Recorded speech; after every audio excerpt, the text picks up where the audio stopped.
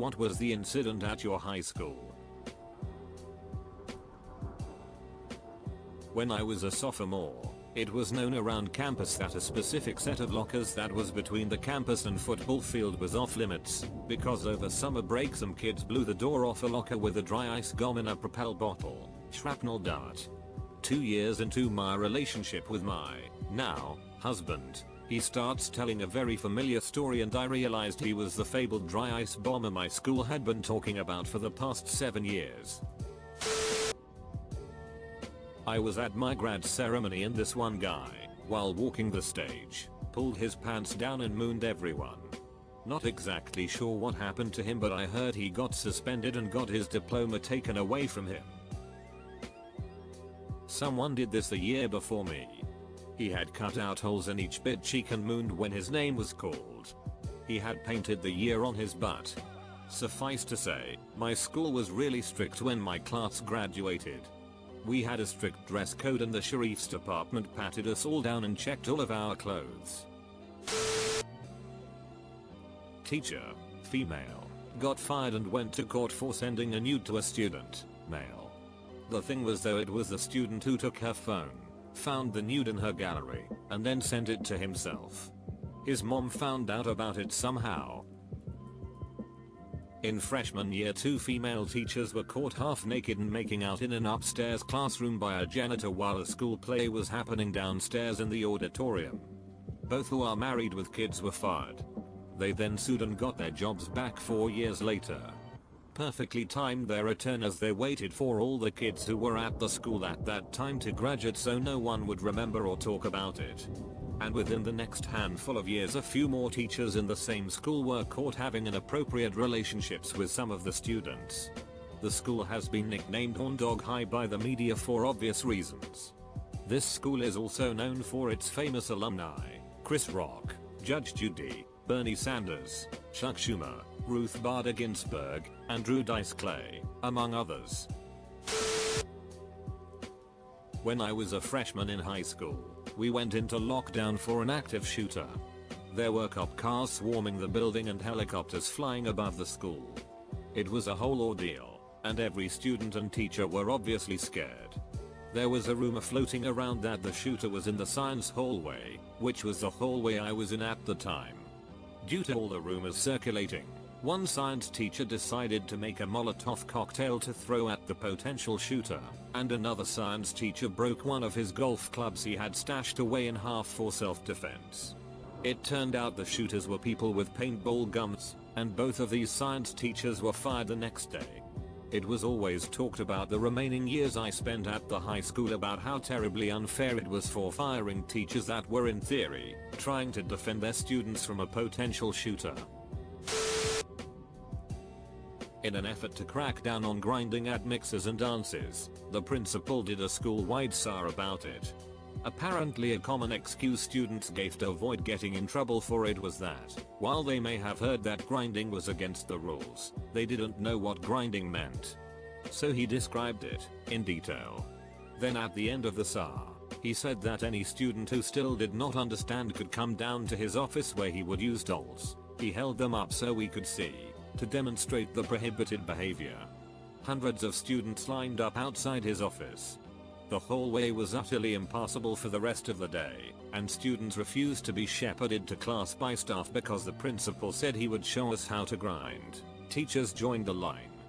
His idea to fix this was to announce that he was cancelling the in-office offer, and instead, we could attend an optional auditorium demonstration after school that day. The auditorium had never been more full. After school groups postponed activities, even the teachers in charge of them just sort of got out of the way and let it happen. Kids called, texted their parents and told them they had to attend and would need to be picked up later. Buses were delayed, screwing up the busing schedule. It was a train wreck. He did the demo. He got fired like almost immediately.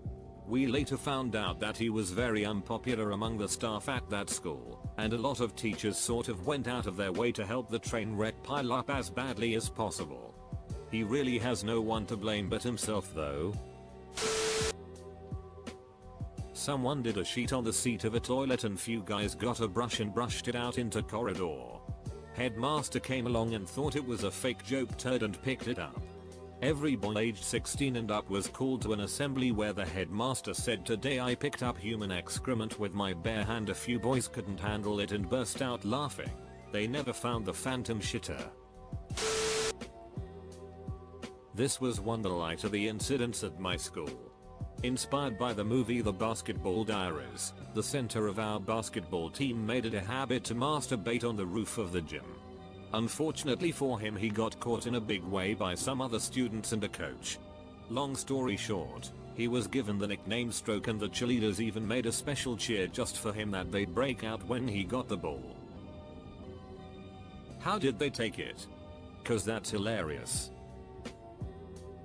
He was constantly embarrassed, but he owned it and never gave anyone crap who made a joke.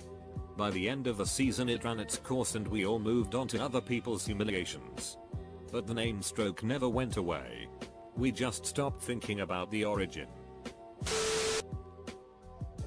This was about a year or two after I graduated, but the cool teacher got busted for having sexual relationships with two of his 16-year-old students.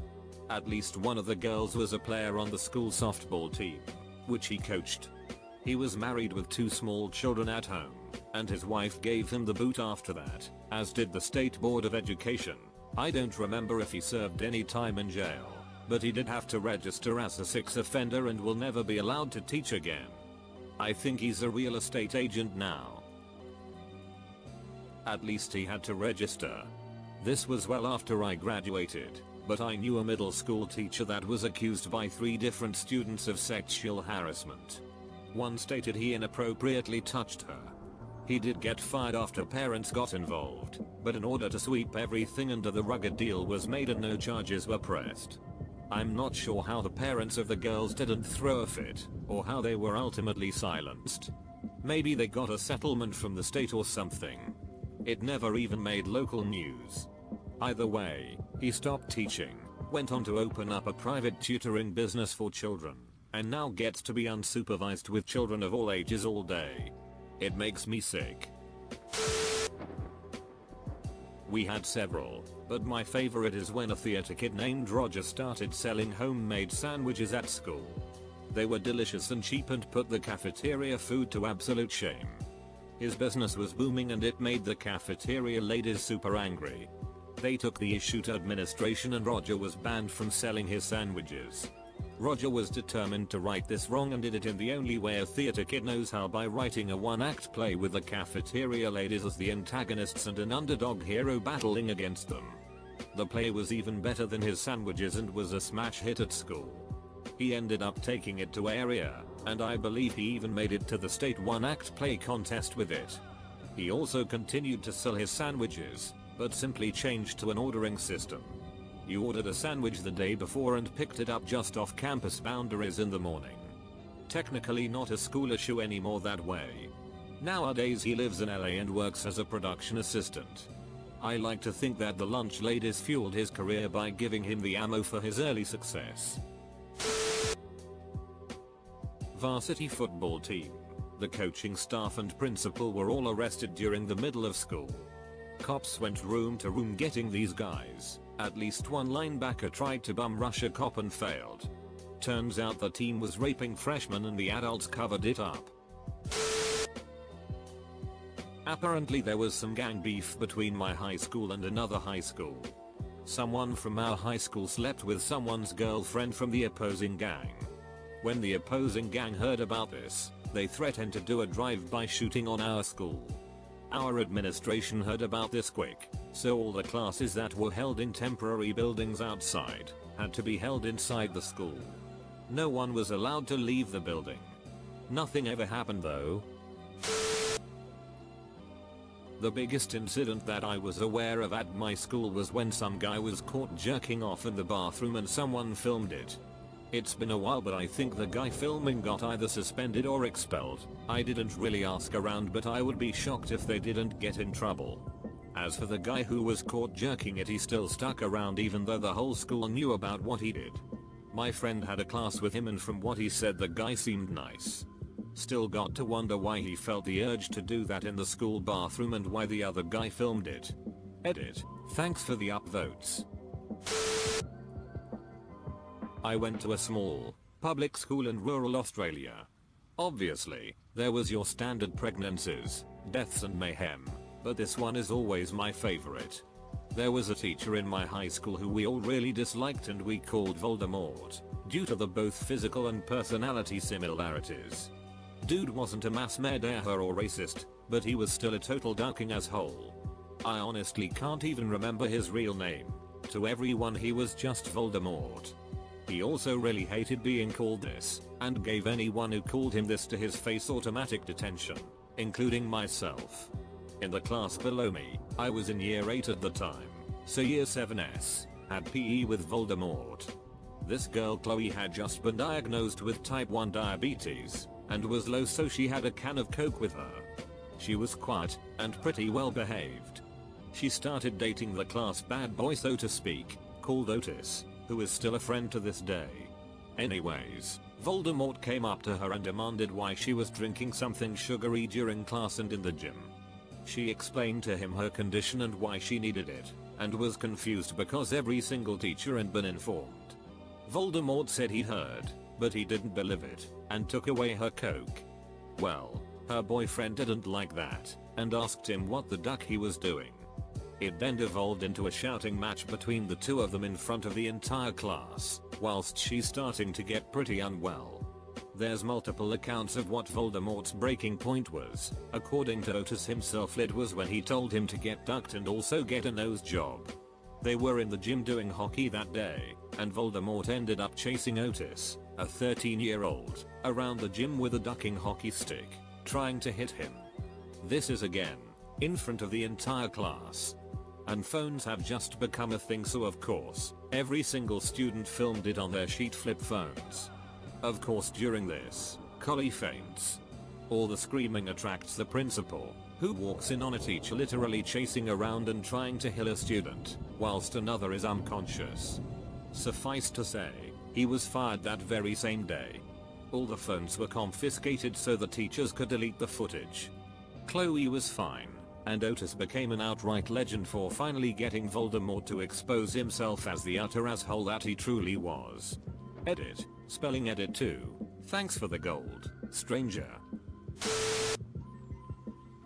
This might be a winner. A 14-year-old girl knocked on the door to interrupt a pregnant teacher in the middle of a class lesson and proceeds to wail on her skull with a hammer.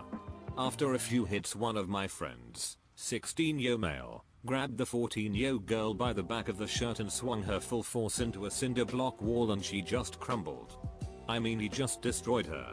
Probably the best free hit you could hope for. Then plenty of students made sure she didn't still have her hammer or get up. My friend got proclaimed a hero on the news, and an upstate college gave him a full scholarship for a free ride at their school. The teacher had a fractured skull with bone chips that had to be removed from her brain. Her husband at the time, a teacher down the hall, had to be restrained by colleagues to keep him from murdering the 14-year-old. The teacher fully recovered and gave birth to a healthy boy, and I just looked her up on Facebook while thinking about this, and her son just graduated college last year.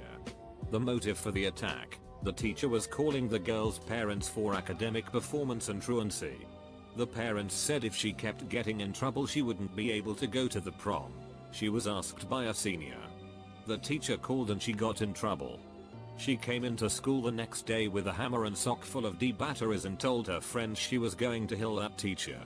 They told her that she was crazy, and she just walked away and said something like, "You think I'm just talking shit? You'll see." I remember a year later a friend of the girl came up to a group of us in art class with a petition to get her friend released from juvie, and I tore her a new asshole very loudly, basically saying that was lucky she wasn't in prison for decades and that she should stop walking around getting people to support that monster. When I was a junior, one of my classmates died. I came in Monday morning and everyone was sullen and some were crying, which was way out of the norm since I went to an all-boys high school. I had no idea what was going on, so I asked my best friend. He told me Brooks had died over the weekend. Apparently there was a big party. Why, I had no idea what happened. My parents didn't let me go to parties until late in my senior year, and he had slipped and fallen down the stairs while going to a bathroom that was kind of out of the way. It was a big house. I went to private school, so lots of rich kids. When they found him, he was unconscious, but being naive teenagers, everyone assumed he had just passed out from being drunk. They put him on a couch to sleep it off, and continued about their evenings. He wouldn't wake up the next morning, so they called 911, and he was pronounced brain deaf at the hospital shortly thereafter. He was taken off life support 2 days later. We had two major incidents while I was in high school. First, I was in homeroom freshman year when the superintendent, principal, and 4 cops came to my homeroom and pulled a kid out.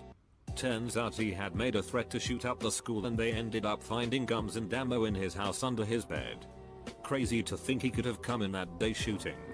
The second one was we had a gun threat written on the wall of one of the bathrooms.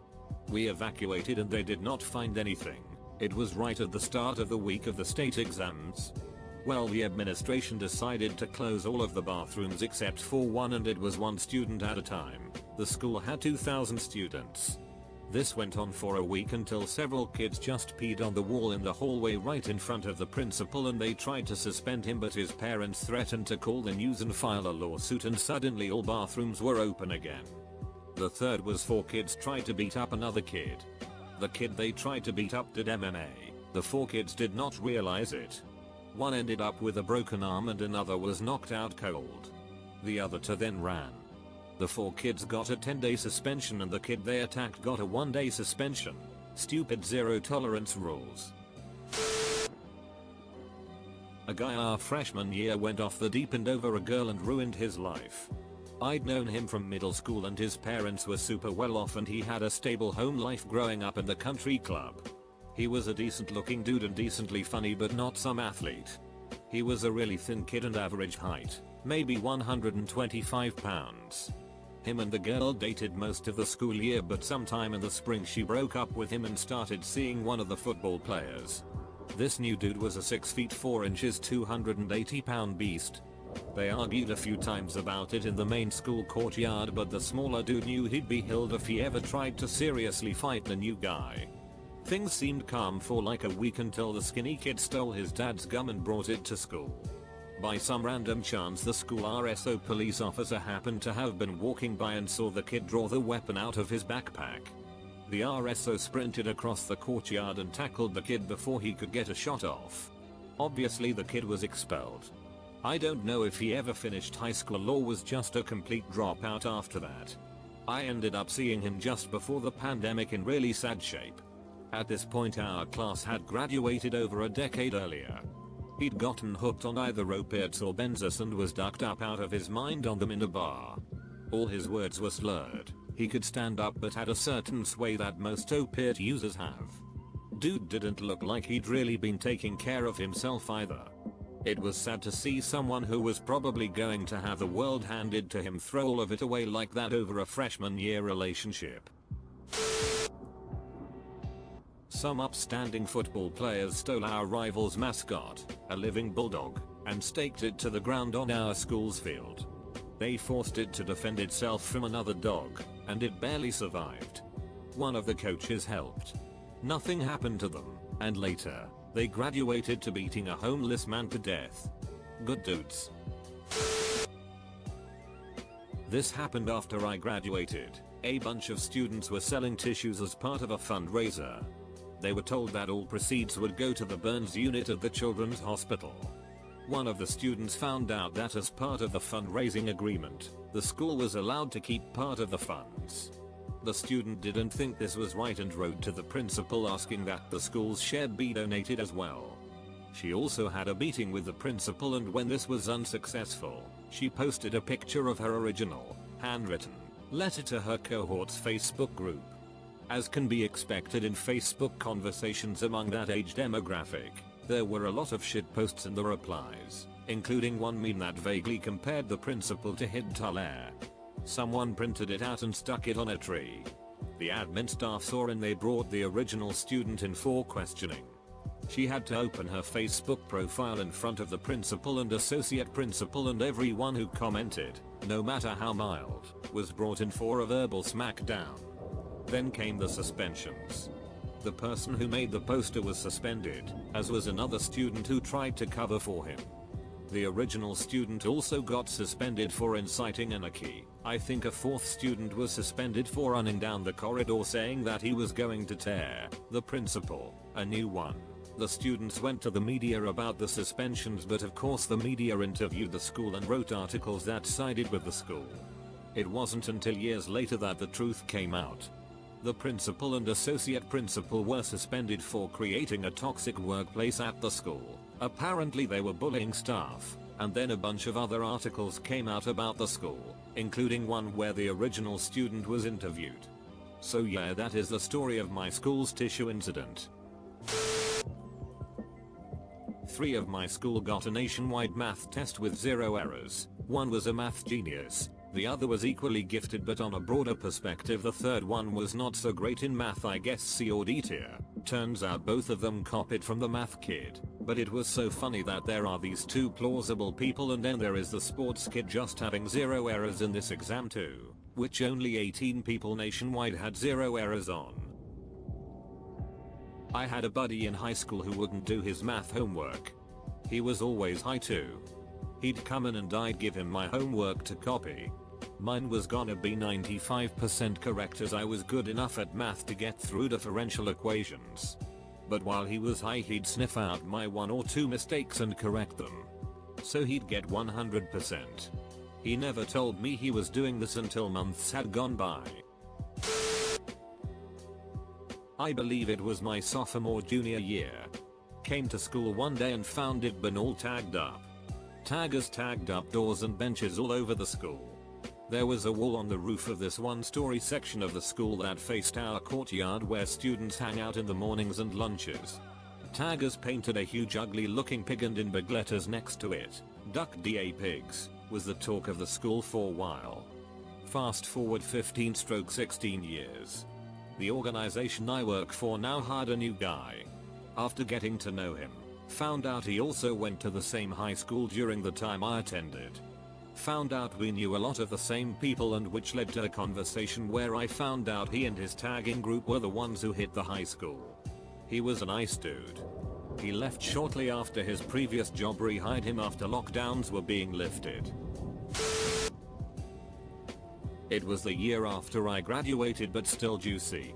There were 3 younger male teachers that were dating students throughout their junior and senior years. The teachers were chaperones on a senior trip, and they were caught by other students sneaking out of the girls' hotel's room in the morning. When they returned from senior trip, a student who saw the teachers sneaking around told a substitute teacher, "The teachers date the students here." The sub told the administration for the school's district. The story broke the news, and it was revealed that the principal and the vice principal knew the whole time and tried to cover it up. Edit. Spelling. A kid hacked the school's network.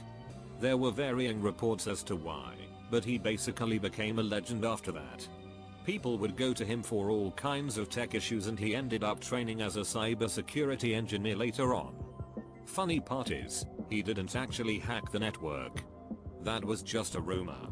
He actually got suspended for having looked up how parental controls work, plus having porn on a flash drive. We don't know how the rumor began, but he leaned into it because he preferred a reputation as a hacker to a reputation as a pervert who brought porn to school.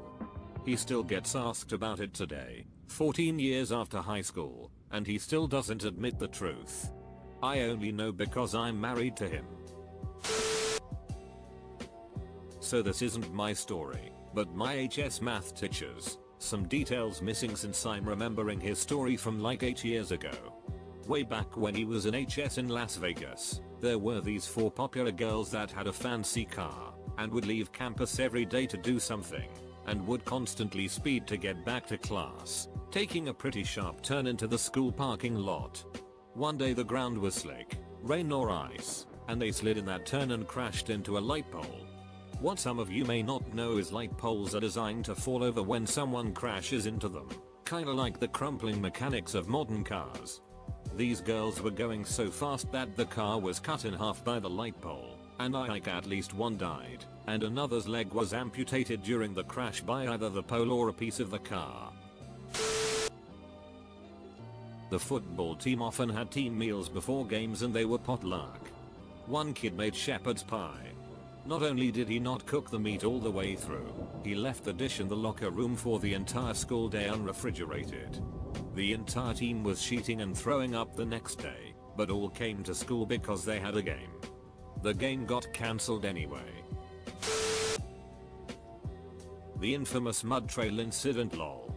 When I was in 6th grade, I was in a small school about 200 students big. It was very small as we only had 2 bathrooms, one west, one east. Anyways, early morning the east bathroom got absolutely trashed one day. Someone didn't quite make it to the toilet. They left the login but created a mud trail from the entrance to the toilet. This sparked a school-wide manhunt as students wanted to know who the mud trail criminal was. Students refused to listen to teacher as everybody claimed the room smelled like shit and they couldn't focus.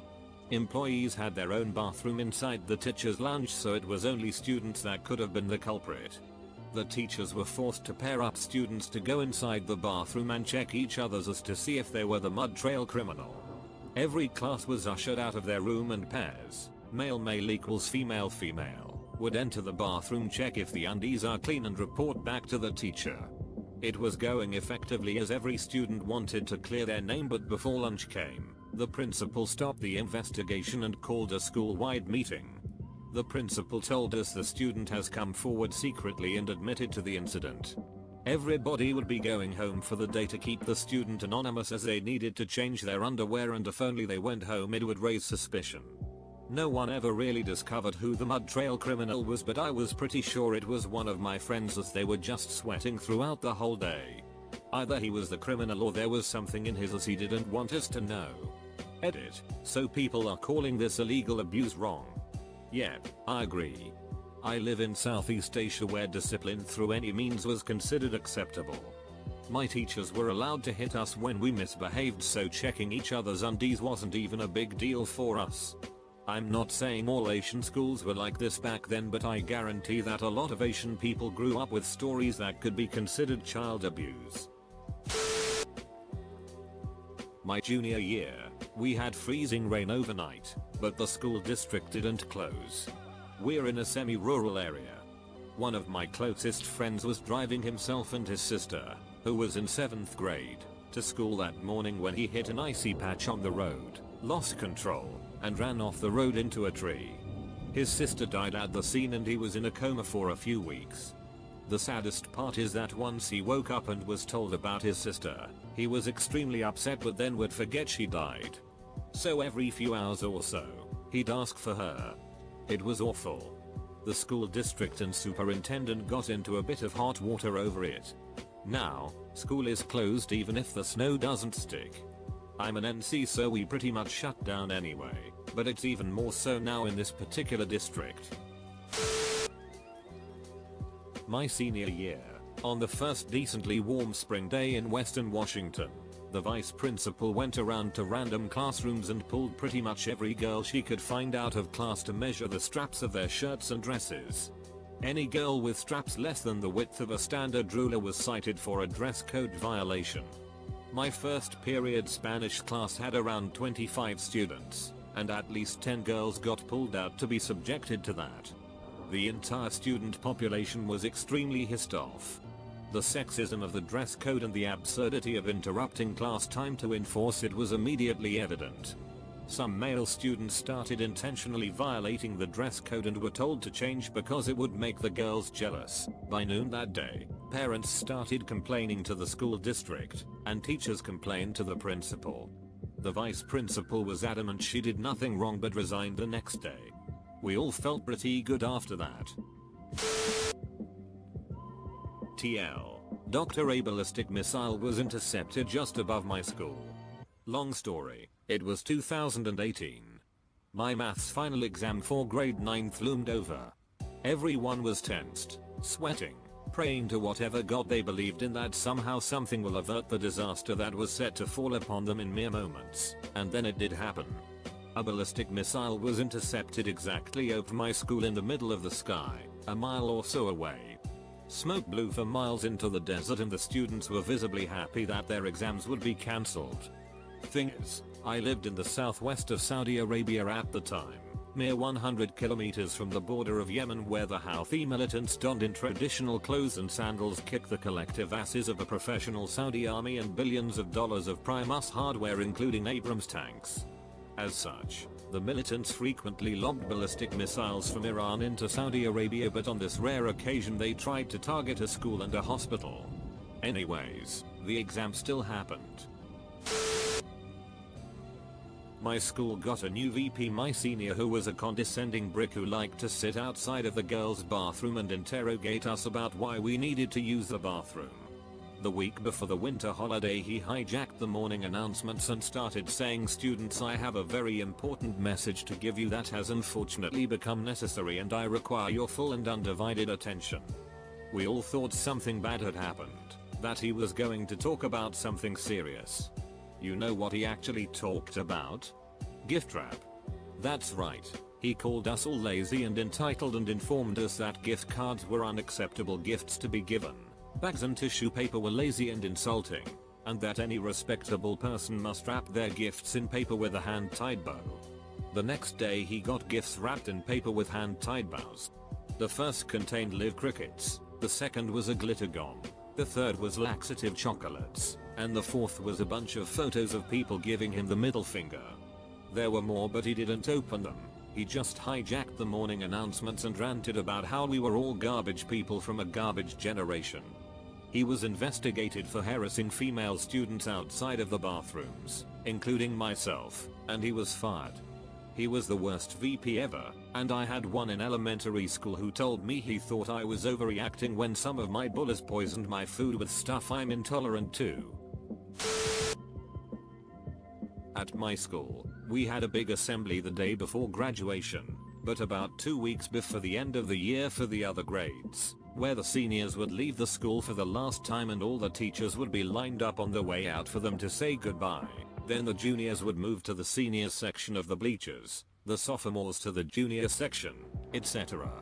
The north side of the gym had the bleachers for juniors and seniors, and the south side was sophomores and freshmen, so the sophomores had to actually walk across the gym floor. It was customary for the juniors, after they had moved to the seniors section, to prank the sophomores as they moved. The year before, me threw marshmallows at us. We had the idea to throw rubber ducks at the next class. As the ducks were harder, I guess there was more potential for injury or something like that.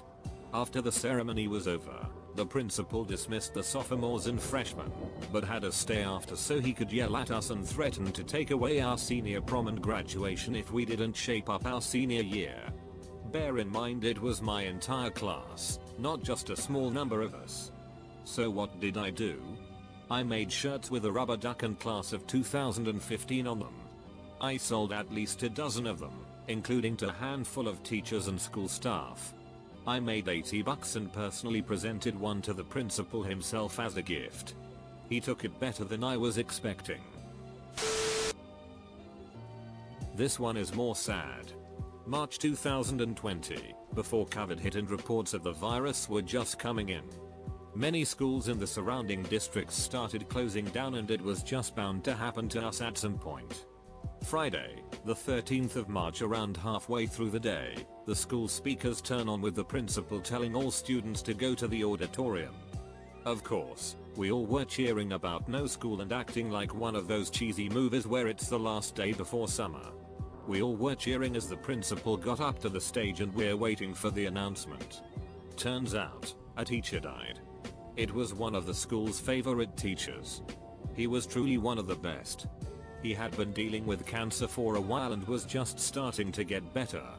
I remember how silent it was as some of the teachers were finding out at that moment too. I'd say about 1/4 of the class left early, BC being there was too much. I had left early that day too, thinking we'd be back Monday to regroup with my friends. The next day we found out school would be shut down for the rest of the year. So many kids left that day hoping to come back to school and never did. All our stuff supplies were sent to our houses and we weren't allowed back at the school. To this day, that weekend is something my school will never forget. You don't realize how fast the course of your life can change. It was crazy.